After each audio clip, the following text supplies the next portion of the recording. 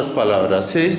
¿Para qué lado? Para ese lado. 1, 2 y 3. Un gordo y un flaco y un chimpancé tocaban la flauta, olarila. Bien, para el otro lado.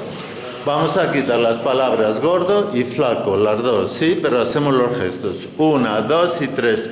Un y un chimpancé tocaba la flauta, olarila.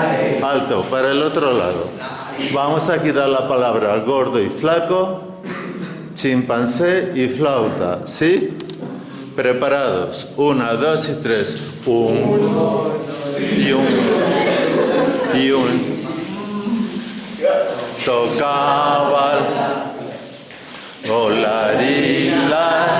Y ahora todo entero, con palabras y con todo. 1, 2 y 3. Un gordo